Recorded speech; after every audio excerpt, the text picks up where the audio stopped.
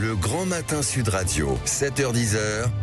Patrick Roger. Il est 8h33. Vous réagissez à tous les sujets d'actualité que vous voulez, bien sûr.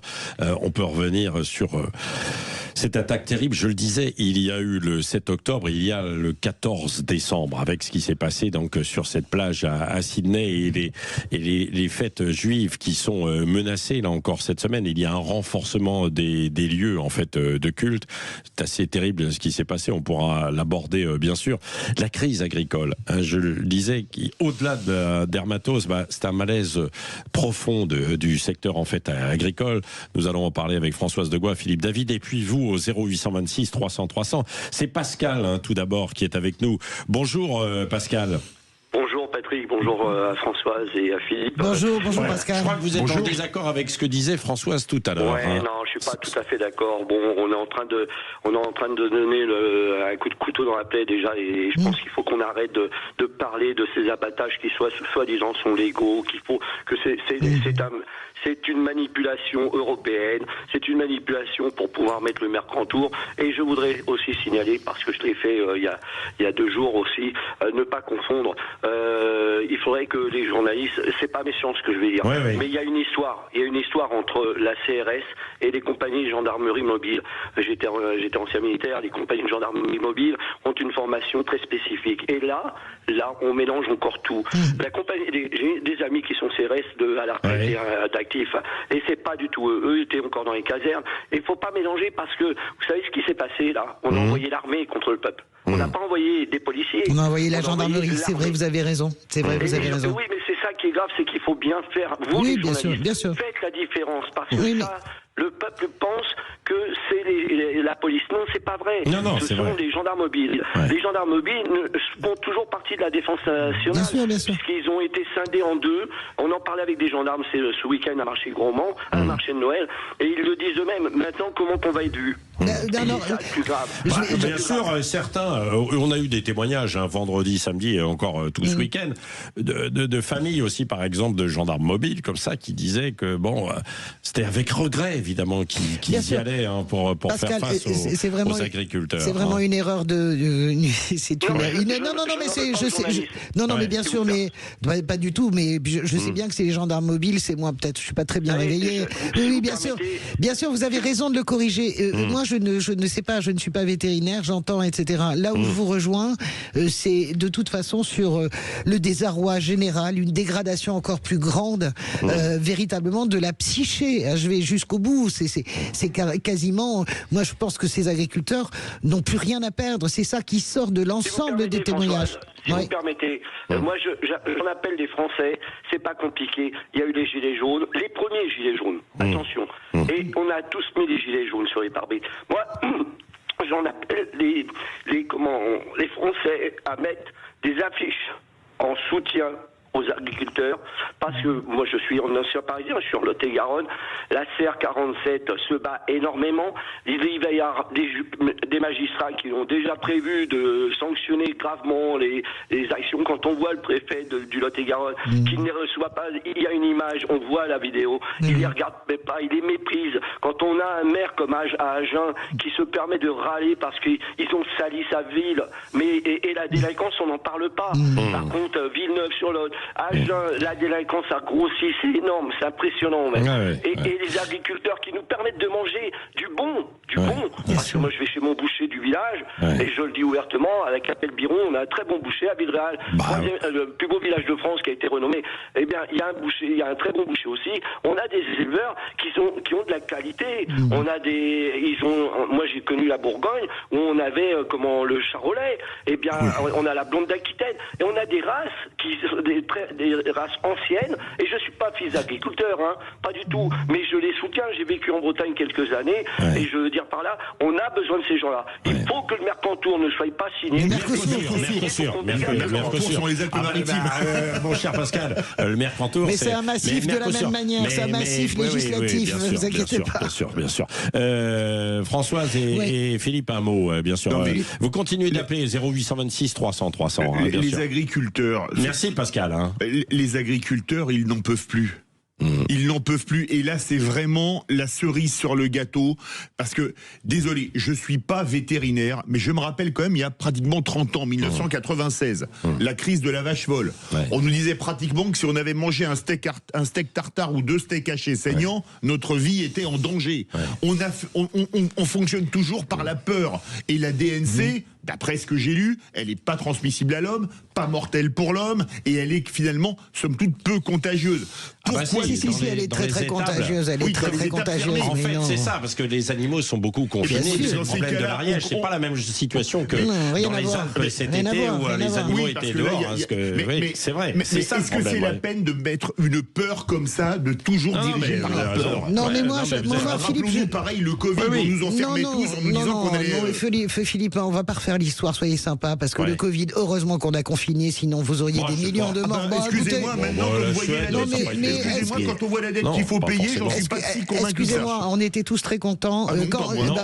On n'était pas tous très contents quand les entreprises ont été soutenues par le gouvernement français. Parce que maintenant, on a la facture à payer. Non, excusez-moi, on va pas faire le débat. Mais moi, je suis pas d'accord avec ce genre de discours. Heureusement qu'on est intervenu sur les farines animales. Moi, je commençais dans une autre radio.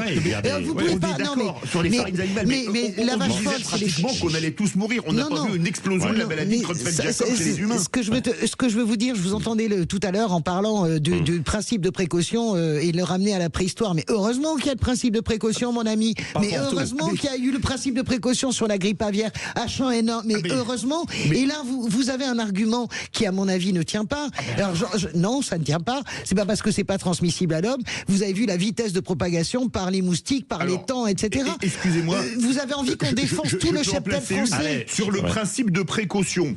Si on avait fait le principe de précaution, on n'aurait pas fait l'avion parce qu'un avion, ça peut s'écraser. Non, mais arrêtez. On n'aurait pas fait l'électricité parce qu'on peut s'électrocuter. On n'aurait pas eu la voiture. Je peux en placer une. C'est de la vanne, c'est de la vanne. Le principe de précaution, il n'y a qu'un seul pays qui l'a mis dans sa constitution, c'est la France, parce qu'on est devenu un pays de trouillards. Désolé de le dire. Ça, c'est de la vanne, c'est de la blague. Quand vous prenez vos exemples, 0826 300 300, ces exemples sont débiles. Ils sont pas débiles, ils sont vrais. Julien, bah non, arrêtez de dire que c'est débile. Je dis ça gentiment, je dis ça gentiment. Sinon on discute plus si vous traitez en fait. Mais non. Julien, 0826 300 300 sur Sud Radio. Bonjour Julien. Faire de comptoir, c'est pas possible. Bah oui, mais vous faites quoi alors, François? Soit vous venez débattre et effectivement et vous écoutez les arguments des uns des autres et vous argumentez. Mais je les écoute. 0826 300 300. Julien avec nous. Bonjour Julien. Ouais, bonjour à vous. Bonjour. Bon, il y a du débat. Oui, j'adore. Bon, vous êtes agriculteur, mon cher Julien. Oui, exactement. Ouais. Dans le 64, là, on est mobilisé depuis vendredi soir. Là, les nuits sont très très courtes. Ouais. Et voilà, donc on fait le minimum syndical là pour assurer le fonctionnement. Et puis voilà. Ouais. Qu'est-ce que vous attendez, vous, Julien? Qu'est-ce que vous souhaitez? Mais là, nous, dans la coordination rurale attend que Madame Genevard, en gros, elle accepte le protocole qu'on lui demande, ou sinon elle fait ses cartons. Ouais. Alors, ce matin, elle a un petit peu avancé parce qu'elle dit sur l'abattage systématique dans les foyers que la discussion est ouverte. Elle est en train de revoir ça. Elle redit que l'ennemi, c'est avant tout le virus, que la situation est en partie contrôlée en Occitanie et que et qu'il pourrait y avoir un grand défi, c'est la vaccination pour protéger tous les troupeaux, hein, bien sûr, Julien. Oui, après, des vaccinations, on en fait sur notre bétail, on en fait 3-4 par an. Oui. Donc, on est habilité, de deux, on est capable, et je vois pas en quoi ça serait forcément un frein. Ouais. Non, mais donc ce qui veut dire que c'est possible, que c'est jouable, etc. Donc oui, totalement. Ouais. Vous faites quoi comme agriculture, vous, mon cher Julien? Nous, on a des brebis laitières et un petit troupeau de bovins viande. D'accord. Ouais. Quand vous dites un petit troupeau, c'est combien de bêtes? C'est 15 bêtes. C'est agriculture. C'est le système classique ici en Pays Basque. Mais complètement. Ouais, non, mais ça c'est vrai. Bien sûr. Ça c'est vrai. Et bien sûr, et c'est pas les grandes exploitations comme C'est on ça. peut en avoir en fait un petit peu plus haut dans le Jura ou dans le centre de la France. Oui. Mais c'est bien là justement où on a un problème avec le Mercosur, si vous me permettez d'anticiper, Patrick, c'est que nous, c'est des petits agriculteurs. Moi, mes cousins sont agriculteurs, éleveurs bovins dans les Hautes-Pyrénées, ils ont 70 bovins. Vous voyez, Et je les connais, c'est des voisins de ma mère. Oui, en plus, c'est vrai. D'ailleurs, ils s'en plaignent beaucoup. C'est pas de la mère, mais C'est de la pas fille. vrai. J'ai des amis pareils, éleveurs bovins, mais là d'Aubrac dans la Lozère, vous voyez. C'est l'anniversaire de l'éleveuse. Je les embrasse parce que je sais qu'ils écoutent Sud Radio. Mais quand vous voyez, eux, ils ont 70 Aubrac, 70 limousines. Mais quand vous voyez les élevages bovins au Brésil ou en Argentine, c'est 3000, 5000, 10 000 bêtes. Bien sûr. Vous êtes dans un cas où des gens font de l'agriculture que je qualifierais, et c'est très positif dans ma bouche, pour pas qu'il y ait de malentendu, d'artisanal, face à une industrie où on peut utiliser des OGM, des hormones, tout ce que vous voulez, qui est interdit en France. Et pour le faire rentrer sans barrière douanière ni sanitaire. Comment est-ce que vous voulez que les gens ne disent pas nous sommes victimes d'une concurrence déloyale? Parce que c'est bien joli de parler de souveraineté alimentaire, mais là, on tue notre souveraineté alimentaire, s'il en reste une d'ailleurs, puisqu'on a un déficit commercial sur les produits agricoles. Je vous rappelle quand même sur le Mercosur que nous avons déjà détruit, je vais dans le sens de Philippe, vous ne vous souvenez peut-être pas, et pourtant ça date à peine de 10 ans, nous avons détruit toute la filière poulet de ce pays, de la France, avec l'effondrement d'une entreprise qui s'appelait Doux en Bretagne, les poulets Doux, des milliers de gens au chômage, y compris les abatteur, parce que nous avions à faire face à la concurrence du poulet brésilien. Donc nous en sommes là. Qui était massivement importé par le président de la FNSEA à l'époque, faut-il le rappeler. Mais qui a beaucoup aidé après. Hein. Il s'est racheté. Non, je défends sa mémoire parce qu'il est mort depuis, mais il s'est beaucoup racheté. En revanche, et là-dessus sur le Mercosur, notre problème est un problème politique. Vous savez, Emmanuel Macron, il se tortille dans tous les sens. Un coup c'est bien, un coup c'est pas bien. J'écoutais David Amiel, l'invité de Jean-François Aquili tout à l'heure. La réalité, c'est que est-ce que avant le 20 décembre, on a réussi à mettre en place une minorité de blocage à l'Europe ou pas? La réponse, pour le moment, on est lundi, c'est non. Bon, voilà. Et beaucoup d'autres, parce qu'on parle beaucoup de bovins, mais il y a évidemment beaucoup d'autres secteurs qui sont concernés et touchés par la crise agricole. Hein. Vous voulez témoigner? 0826 300 300. Nous poursuivrons dans un instant. Et vous avez parlé évidemment tout à l'heure du Mercosur. Il y a beaucoup de décisions très importantes qui sont attendues dans les jours qui viennent. Le Mercosur, et puis demain également du côté européen sur les voitures. Est-ce qu'on va repousser évidemment la fin du moteur thermique en Europe en 2035? A priori, on y va, mais c'est pas encore certain. Allez, 9h moins le quart sur Sud Radio. Vous nous appelez 0826 300 300. Le grand matin Sud Radio, 7h-10h. Patrick Roger. L'actualité avec beaucoup de sujets, le 0826 300 300. On va parler tout à l'heure aussi de Jordan Bardella. Il a été chahuté ce week-end dans une émission sur France Télévisions. Vous voulez réagir? Est-ce que vous trouvez que on s'en prend trop à sa jeunesse et ce que disent certains, évidemment, du coup, après qu'il est incompétent ou pas? J'aimerais vous entendre. 0826 300 300. Et on continue aussi sur la crise agricole qui secoue une grande partie en fait de la France, avec des actions menées notamment par la coordination rurale. Tiens, d'ailleurs, je vous donne rendez-vous. Le nouveau président de la coordination rurale, Bertrand Vantaux, il sera l'invité de Perico Légas à la mi-journée sur Sud Radio à 13h. Vous pouvez bien sûr rester et nous écouter. C'est Xavier aussi qui est avec nous au 0826 300 300 et qui est, je crois, céréalier. Hein, c'est ça? Bonjour Xavier. Oui, bonjour à tous. Oui. Vous êtes où, vous, mon cher Xavier? Moi, je suis dans le secteur du Volvestre, à Rieux-Volvestre, à côté justement de Carbone, où c'est qu'il y a le blocage là sur la 64. Oui, absolument. Vous êtes solidaire aussi de ce mouvement? J'en fais partie, je manifeste moi aussi. Et voilà, je voulais surtout intervenir aussi parce que pour dire que la DNC c'était la goutte qui avait fait déborder le vase. Ouais. Mais on oublie aussi que voilà, on est dans une grande crise au niveau des céréaliers. Ça fait quand même plus de 2 ans que ça va très mal dans le secteur, surtout dans le Volvestre, suite aux aléas climatiques, aux charges qui ont été doublées depuis une dizaine d'années au niveau des intrants. Et il faut dire aussi que dans la Haute-Garonne, nous avons quand même 90 dossiers en ce moment en redressement judiciaire au niveau des céréaliers. Ouais. Et donc aujourd'hui, même si un accord pouvait être trouvé au niveau de la DNC, je pense pas que les blocages se lèvent comme ça, quoi. Ouais, c'est plus profond, hein, ce que vous dites, Xavier. Ce que nous disait Jérôme Bail, qui était avec nous tout à l'heure, et qui sera d'ailleurs en dialogue tout à l'heure aussi après 9h avec un éleveur de Savoie, un agriculteur de Savoie. Ouais, c'est plus profond, quoi. Hein. Oui, le malaise est vraiment, vraiment profond là, en ce moment. Nos dirigeants nous oublient, surtout dans l'Occitanie, quoi. Enfin, de toute manière, vous le voyez bien, les mouvements redémarrent toujours du même endroit. Nous, aujourd'hui, quand vous faites 50 quintaux de blé dans la région, c'est déjà exceptionnel. On n'est pas dans la Beauce, on n'est pas dans la région parisienne, où ils ont d'autres structures que nous. Enfin, nous, on est les grands oubliés. Puis, on voit bien que les dirigeants qui ont une force comme Monsieur Arnaud Rousseau nous oublient, quoi. J'avais le sentiment, alors c'est vrai que l'Occitanie, ça de particulier, c'est qu'il y a tous les types d'agriculture. C'est ça qui est quand même extraordinaire sur l'ensemble de la région. Mais j'ai une question, j'avais le sentiment, c'est pas du tout pour faire de la propagande ou pas, j'avais le sentiment que Carole Delga, en tant que président de région, était quand même assez exemplaire dans sa façon de vous soutenir. Je me trompe ou pas? Elle essaie de soutenir, c'est vrai. Elle soutient surtout le secteur bio, quoi, de la région, mais sauf que le secteur bio ne marche pas du tout, quoi. Alors, c'est-à-dire qu'il a un petit peu marché en fait au début, et aujourd'hui c'est quand même assez difficile, ça s'est cassé un peu la figure. Oui, ça se tasse. Non, c'est vrai, on n'a pas le climat, nous, pour faire du bio ici, quoi. On n'a pas les terres à fort rendement, donc de suite, ça devient très compliqué pour faire du bio dans notre secteur. Oui, bien sûr. Non, mais c'est vrai. Et puis le problème du bio, c'est qu'il y a un problème de rentabilité déjà. Premier point, et la rentabilité, qu'on le veuille ou non, pour notre nombre d'agriculteurs, elle n'est pas là, puisqu'ils essayent le bio. Alors il peut y avoir moins de dépenses, parce que en fait...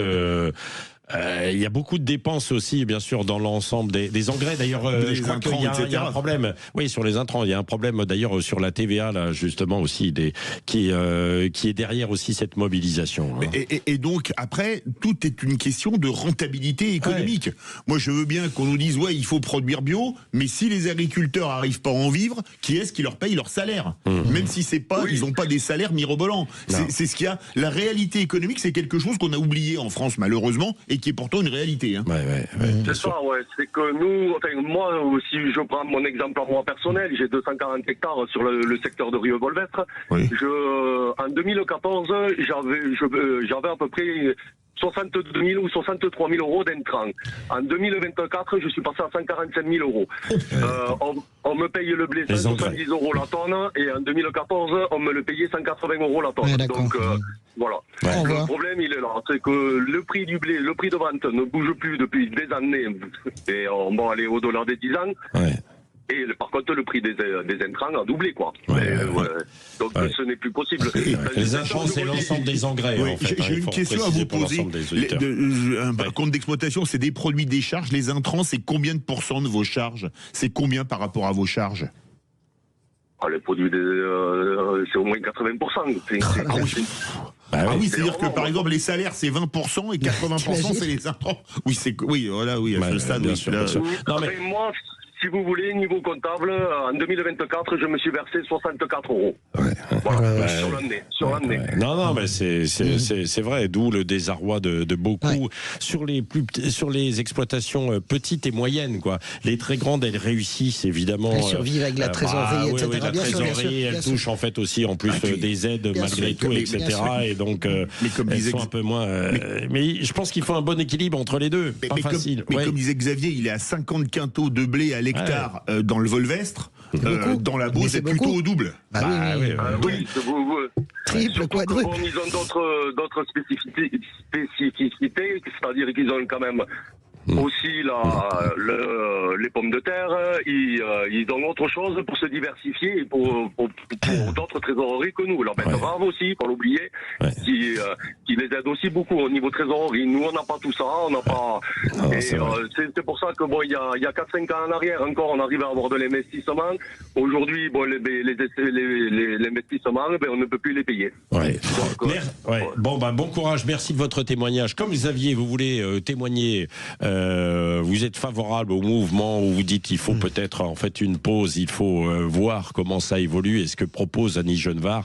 0826 300 300, vous avez évidemment la parole et c'est un mal plus profond évidemment que la dermatose, hein, bien sûr, derrière. On va en reparler dans un instant dans La Vérité en face. Petite pause aussi sur cette actualité avec hashtag on en parle, Benjamin Glaise et vous. Et je le disais, Jordan Bardella qui a été un peu chahuté samedi soir par Roselyne Bachelot à la télévision. Oui, c'était dans l'émission qui à l'époque diffusée sur France 2, animée par Léa Salamé. Comme chaque semaine, la journaliste demande à ses invités quelles questions ils souhaiteraient poser à différentes personnalités politiques. À propos de Nicolas Sarkozy, le patron du RN dit qu'il aimerait bien lui demander où est-ce qu'il trouve toute cette énergie qui lui est propre et qui l'honore.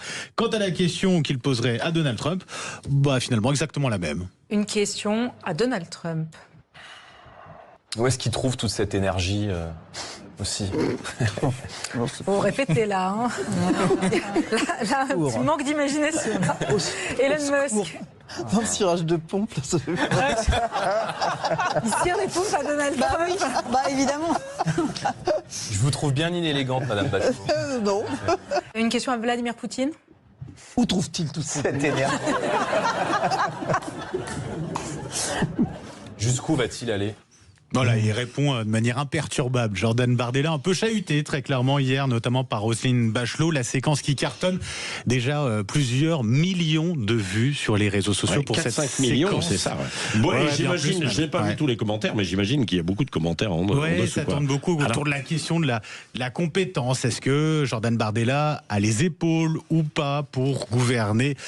On parle d'humiliation du côté de certains internautes. Certains dénoncent, alors c'est un compte macroniste, une coquille vide, c'est comme ça qu'il qualifie. Mais ça, c'est contre macroniste. Moi, je sais pas du tout quel impact ça peut avoir. Après, si on pense qu'on va défaire politiquement Jordan Bardella avec une vanne un peu pourrie de Roselyne Bachelot, à part le fait que ça me fait marrer, moi, c'est vrai, parce qu'elle est drôle, elle a un sens de la répartie.